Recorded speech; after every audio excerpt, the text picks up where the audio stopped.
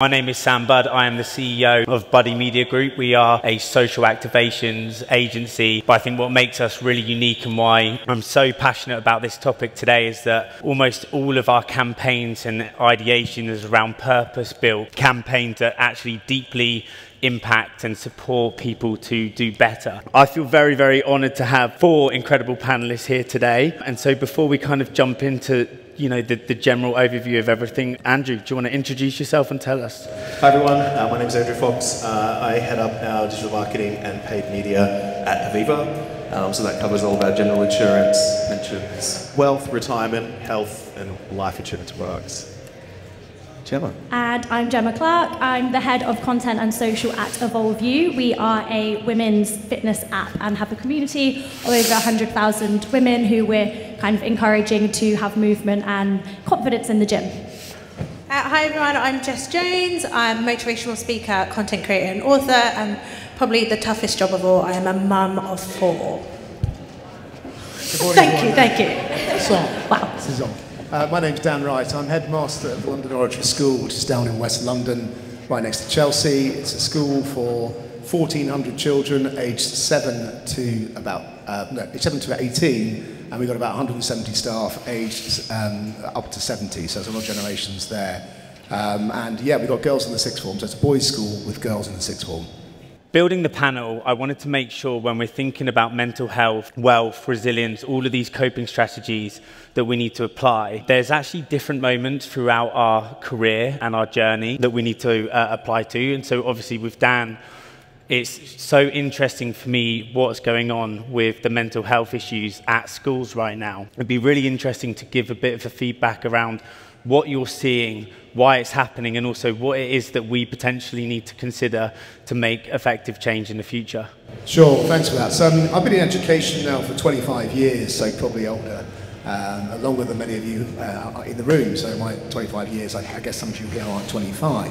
But I've seen across that time the rising concern about the issue of mental health. And I've also seen a huge range of different diagnoses that are now being coded as mental health. And there are many things that is really great and important about this, and it's very different from the kind of schooling that I had. I mean, to give you one kind of a measure of this, is when I first came into teaching back in 1999, there weren't any school counsellors at all, and the language of therapy was just never really used.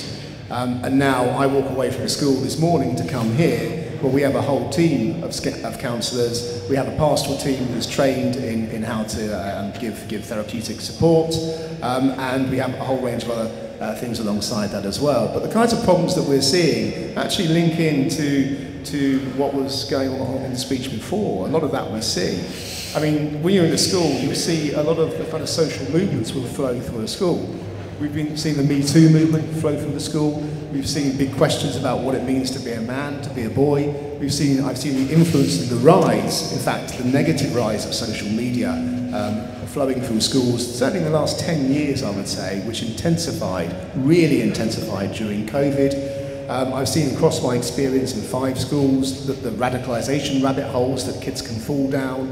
And so there's some real perils out there and some real opportunities. So, I mean, just to give you a kind of a quick kind of way into this, really, I mean, it's a very complex topic with a lot of issues. And I think one of the ways into it that we're trying to deal with it is to kind of make a distinction between those children that are coming to us and presenting with real kind of clinical issues that need some serious support, and those children that essentially need some kind of life skills building, as opposed to discrete mental health support. So what we're working with is a team called And Resilience. So part of that is a strategy whereby whenever you use the term mental health, you have And Resilience attached onto it as well. So what that tries to do is to put the emphasis on capacity building, puts the emphasis on constructive, and also tries to triage out, if you like, pupils who are presenting with those kinds of growing pains, to be perfectly honest, and triage those away from those who really need the kind of super support for issues like suicidal ideation. So we've got a whole program around that, and we also have a kind of character formation program as well, which I'll talk to later on. But I've seen a massive scale in the kind of nature and kind of diagnoses now, almost a pathologization of conditions. I mean, back in the old days, we'd talk about the blues, now we talk about depression, we might talk about bad memories, now we talk about PSD and trauma. So there's a lot to be done, I think, in shifting the language, and maybe I'll come back to the role of language and literacy in all of this as well. Jess, what is it like with 4 children trying to navigate all of these kind of stresses in the world?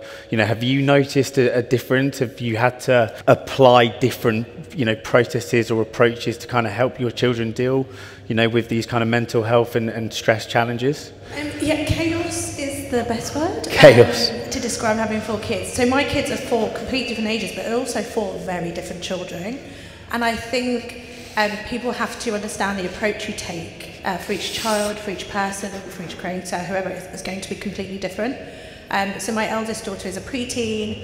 She says words that I don't understand. I know how my mum feels now. She said skibbity to me the other day. Don't know what that means. But also she's a lot more open to talking about mental health. However, the access she has to things that probably impact her negatively far surpass what I had access to. MSN was like the thing that I had, showing my age, but she has WhatsApp and Snapchat and all of these other things, so she has access to so much more. So I think it's really important to, one, assess what's happening to that particular child and what they've got access to, and then the strategies for each one. My 4-year-old is autistic, so we deal with that, and that's a completely different level of care and understanding. But I think you have to be open to having conversations and unlearning a lot of what you think you know, and learning more, because what works for me won't work for her, won't work for my other 3 children. But I think it's important you do the learning, whether that's for you as an individual, as a brand, as an agency, but you've got to learn and then understand the approach will be different for everyone that you deal with. When brands are marketing to you, when you've got these stresses, when you're dealing with the children, when you've got your own financial worries, what is it that brands can do for you to help you feel more brought into their journey? I think a couple of things. One, I think there's really practical things depending on who you're dealing with. So if you've got tight deadlines, speaking to someone who has 4 kids and a full-time job, you're probably not going to get a turnaround in 24 hours. So I think there's a kind of an element of preparation and understanding who you're dealing with. But that could be for anything, and if you're dealing with people who are neurodiverse, if you're dealing for a campaign that, I don't know, whatever it might be, have you actually assessed the needs of that person, and are you approaching them with the campaign and the information in a way that they can digest and understand, and being understanding that everyone is human. And I think the other side of it as well is, I think, depending on the campaign that you're running, particularly when people want to do things for a particular group, so for example it's Pride Month, and you want to work with people from the LGBTQIA+ community, are you doing things that are keeping them safe when you do campaigns? Are you preparing for community management? Are you preparing for people who it might not land well on social, people are going to say really horrible things? Like, what are you doing to preempt some of that stuff in your campaign to protect the creators that you're working with? And then also, just on a practical level, are you actually giving them the information that they need in a way that they can digest and understand? Hearing that feedback, I know personally working with Aviva, even though it's one of the most stressful campaigns we've ever done, and I think it nearly killed us both. We launched the Joe Wicks Move with Aviva campaign, and unless I'm mistaken, it has now turned out to be one of the most successful campaigns we've ever done across social. Do you want to kind of talk to the audience about how we implemented that, and how hard that was for a big blue chip corporation as well to get over the line and do things differently? 100%. So yeah, it was a very stressful few months, but we got there. So we had the opportunity to partner with Joe Wicks, the man himself, and I think from an Aviva perspective, we very much take a holistic approach to health and well-being from our product set, and that's because the product is obviously supporting physical health, but we also have a lot of mental health and well-being add-ons that we offer as a part of our product range.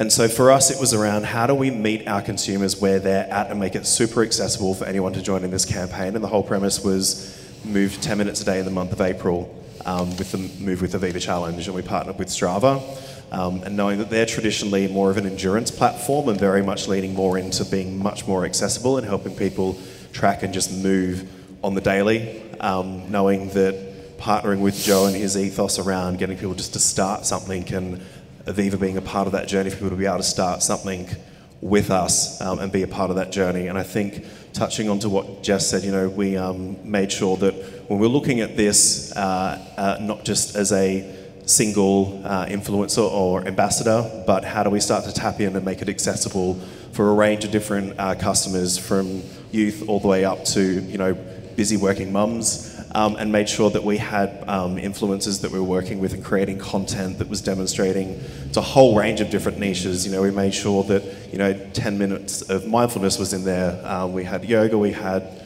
a range of different activities, and it was really about making it accessible and seeing how people could put themselves in their shoes and go, actually, I can take part of that and feel a part of something that we were doing. We did achieve some incredible results. I think we've had the highest reach from a campaign that we've done from social ever.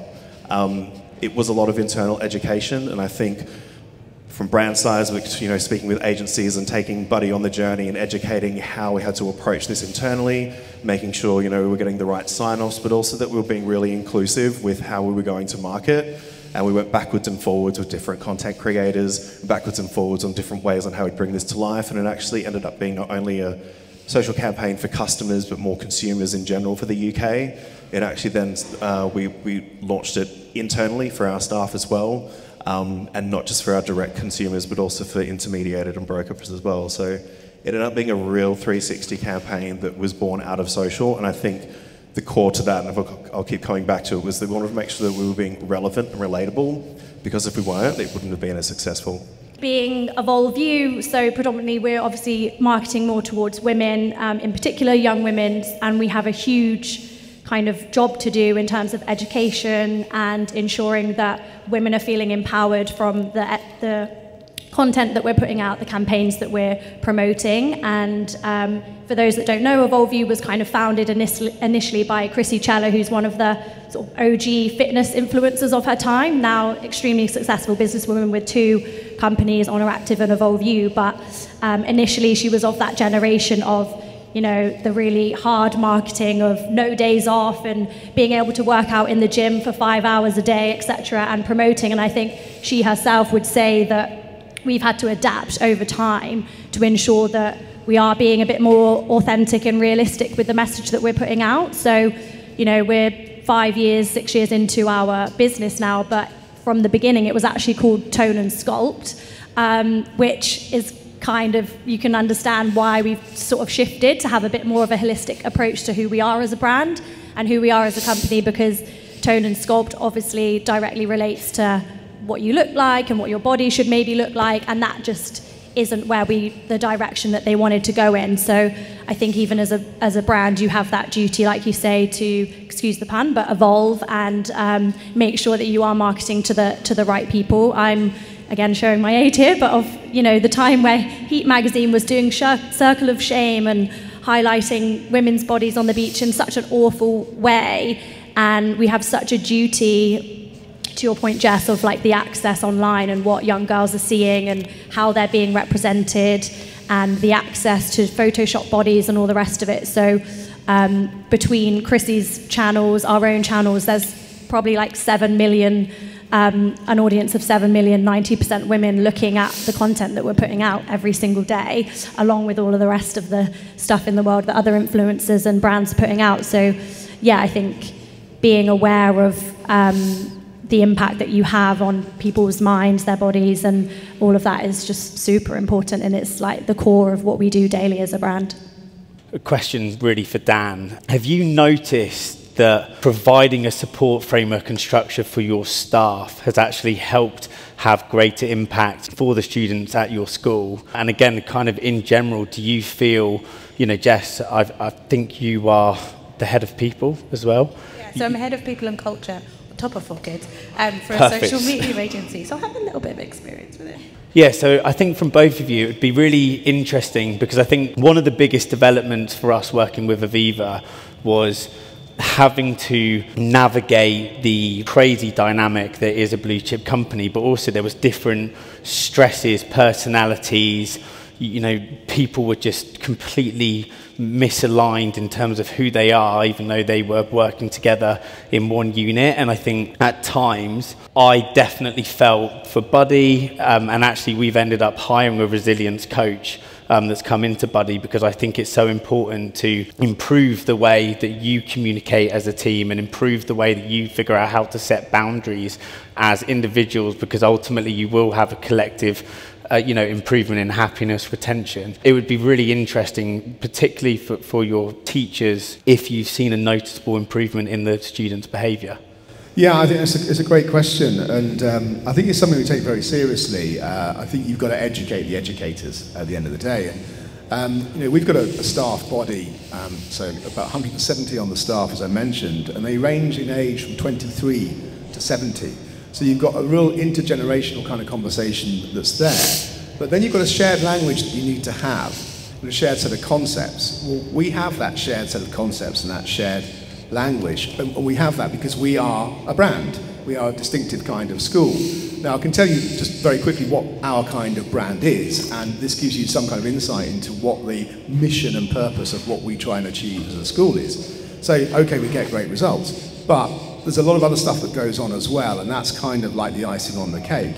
Because, I mean, fundamentally, you know, we get the teachers, we have to train up the teachers for this when they come in their own interactions and in the interactions with the children, about how our brand does things as a school.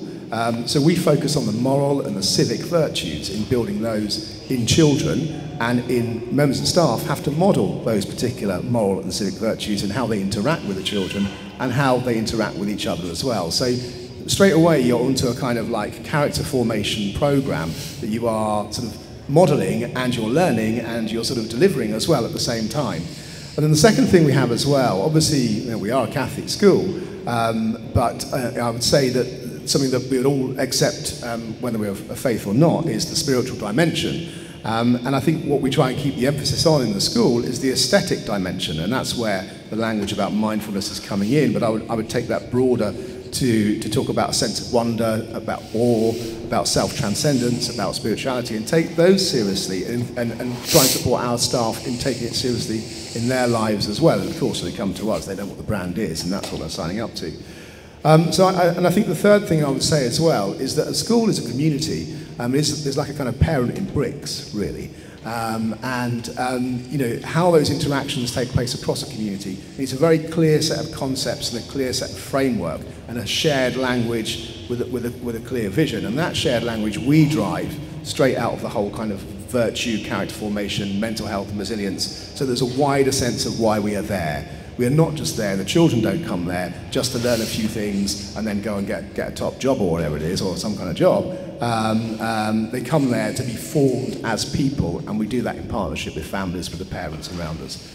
So yes, there is a framework. There's a staff development framework which covers pedagogy, but it also covers kind of ethos and culture, which are the more important drivers actually in what the school is. And I think, you know, what I'd say to the brands out here is we are a brand, and I've got 1,400 children in a school just down the road. And I guess my challenge to you is, how can your brand support what my children, what we're trying to do as a school with those children? And I think, you know, there's a danger that brands might be demonized and seen as kind of like contrary to what kind of schools are trying to achieve. But I think we could really harness your energy in trying to, if I tell you what we're trying to achieve, and then perhaps you could think about how you might help us achieve those goals with our children in the school. And that would make for a lot of happier children, I could see for sure. With brands in particular, they often miss the mark when they're kind of doing an activation. For me, I personally feel that they don't start with the end in mind. They don't really know where they're trying to get to, or they've put an initiative into their marketing plan, but it doesn't sit within their operations plan, and so then it can fall down without throwing anyone under the bus. You know, are there any kind of recent campaigns or activations or absolute no-nos that you would have, you know, you want to talk about, or you would guide the people in this room to really consider when they're going to launch a purpose-led campaign?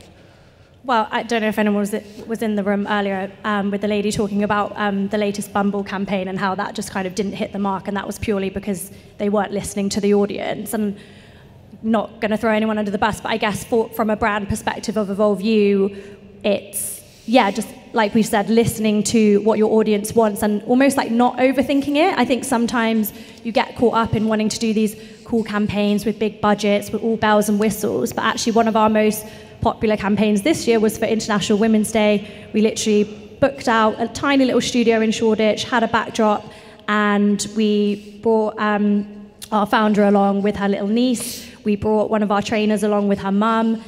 We brought one of our employees along with her daughter, and we just sat them down and we just said, what legacy would you like to leave, as a woman, to your niece, to your daughter, to your friends? We had 2 community members in who were best friends, and just watching them have like a really nice, candid chat about how proud they were of one another and, what Chrissy wanted to see from her niece, like as she grows up. And that was it. And it was like one of our most popular campaigns because it just hit people in the feels and thought, there was that, obviously there was that relation to movement and everything. We're always going to have that. We're a fitness brand, but we didn't overthink it and we didn't try and shoehorn that message in. So I think I'd say not overthinking it, being a bit more emotive and having that kind of feeling, and not always having a product to sell at the end of it. Sometimes you can forget the product as the end point, and actually that will come after because maybe they trust in you a bit more and they want to give it a go rather than always being like,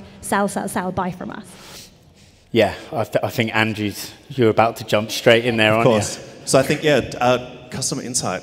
We often forget we want to do these amazing, sexy, cool things as brands, but actually, what does the customer need and what's the customer talking about? So, an example, we launched our Aviva UK TikTok channel last year, and off the back of our Working Lives report, we found that there was a massive underserved segment around information for 20-somethings around planning for retirement.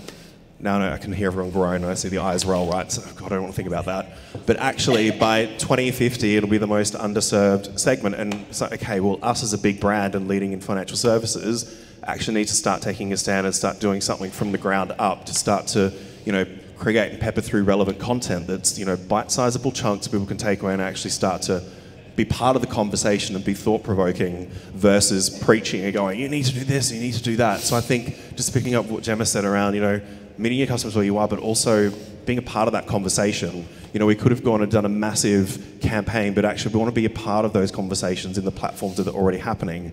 And TikTok's obviously a channel that's growing. We're looking to expand that out across other channels as well. But I think it's really important to just stop and think and go, right, how can we make an impact on that customer's life? And also, as we start to look at the youth segment and generations to come, how are we setting them up for success in the future? Can I jump in as well? I think as a creator and as audiences, when campaigns don't land, often it's because it's not authentic to the brand. So you're jumping on it for the sake of jumping on it. Yeah. And creators read through it when they get campaigns and they're like, no. Audiences see it when you do something really random and it feels a bit rogue. So there were loads of things that people jump on, like International Women's Day, and a brand will jump on it. But I'll look at that and I think, okay, but how many women do you have in your C-suite, in your business? And people are so much more savvy than they ever have been before, and they will go and have a look at that information. So are you actually doing the work as a brand to authentically be able to kind of be part of that conversation online? And it's why things fall short. So Pride Month, everyone's going to fling a rainbow on something. It absolutely infuriates me because I'm like, is your business a safe space for your teams, for the people that work there? Is it actually authentic to your brand and to what you're doing? And it might just be stories, like you said, about the people that work there. It might just be stories you share and it kind of indirectly links back to your product or to your business, but people are so much more savvy, and that tends to be why it doesn't land online. So I think there's an element of it being really true to you. And we've had a conversation, so I'm head of people and culture, like you mentioned, at Cooler, and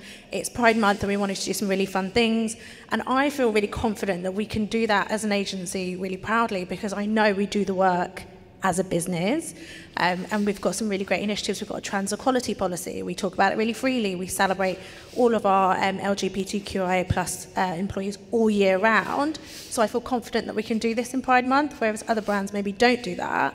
And I think audiences, especially creators, when there's campaigns, feel a bit like you're only picking me because it feels okay, but I would never hear from you at any other time. So I think there's an element of really understanding that and making sure that you're part of the conversation all of the time, so it does land well and people don't call you out on it. Particularly when you're kind of coming up with a campaign activation and you're really trying to, you know, engage a specific audience. I think you have to give them a purpose. You know, I think community, which is, you know, I know we're running out of time, but community is such a critical element for improving resilience and mental health, you know, for actually igniting movement, affecting change, you know, really sparking something that has a bigger impact than just these flash in the pan moments. I can imagine, Gemma, with Evolve You in particular, 100,000 community members, you know, how do you leverage communities to really maximize the impact of your brand? I think it's, yeah, that point about authenticity and listening to them, obviously, but also just providing more experiences for them so that they feel part of a community, kind of with or without your brand sort of waving the flag and being there. So having those in real life events that they can come to, having opportunities for them to kind of have meet and greets on their own. A sign of success for us is sort of when communities are coming, girls are coming to us and saying like, oh, I met up with so-and-so and so-and-so this weekend and we did a workout together. We're like, okay, we're doing our job if we're having that extension beyond just the brand and who we show up as on social media. So I think harnessing that community to allow for them to sort of create their own like mini communities off the back of it.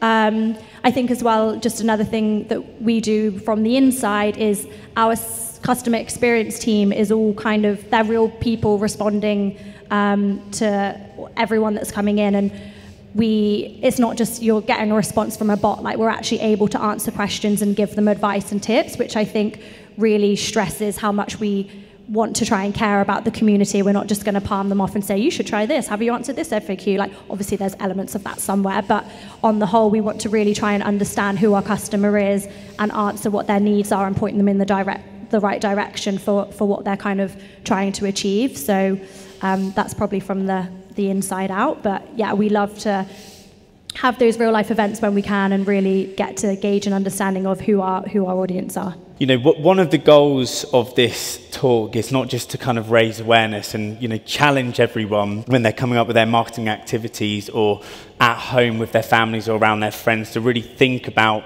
if we're deeply considering the stresses and the impact that this next generation are going through, because I can't see a time that has been harder, you know, for people in this world with the economy, you know, with just coming off the back of the pandemic.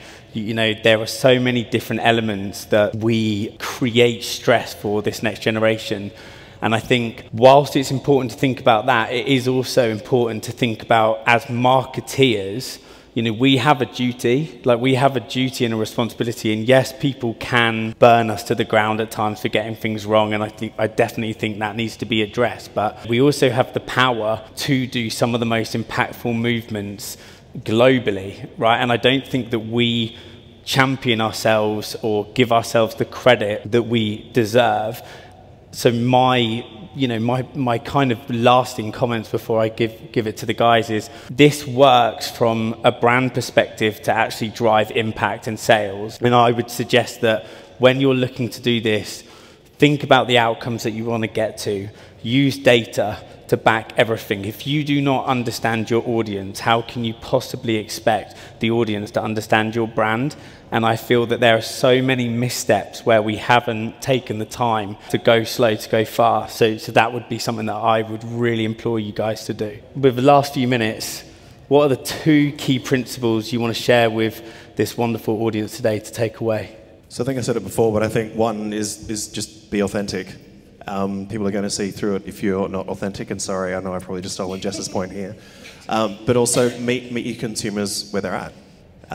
It seems pretty simple. We know all the channels that people are at, and you know who you want to talk to, and if you can be authentic and have a relevant conversation meeting them where they're at, I think that'll help in spades. I think for us, yeah, sort of representation and making sure that we know that, you know, the trainers that we have in our app, like, yes, some of them have fantastic abs and some of them, you know, work out 5 times a week, but we also know that that's not possible for the majority of our customers. So creating that representation of and like you said, meeting them there, what is doable for them, how can we educate them to make their journey their own, and it's about being inspired by our trainers, not trying to be like them, and representation through our marketing, making sure that we're tapping into our community, we're featuring them in our campaigns, we're hearing from them, so that, you know, we show that we are that community on the whole, and it's not just about the glossy trainers at the top, but how do we bridge that gap to the women that are using the app every day. I was going to say be authentic, but actually I'll add on to that and I'll say,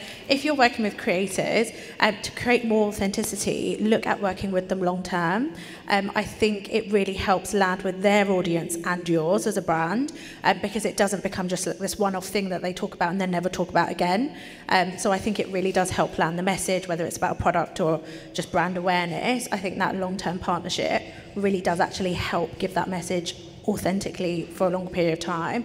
And the second, I guess, is considering how do you keep them safe. So I know I mentioned it earlier and I've said it again, but it is Pride Month. If you're doing some really exciting campaigns, are you ahead of the curve? Are you protecting them through your community management? People will not always leave very nice comments, and it seems really simple, but you do, I think, as a brand, if you're working with creators, have a duty of care, particularly if you're posting them on your socials and on theirs, to protect them and minimise some of the impact or negative impact that can sometimes happen online.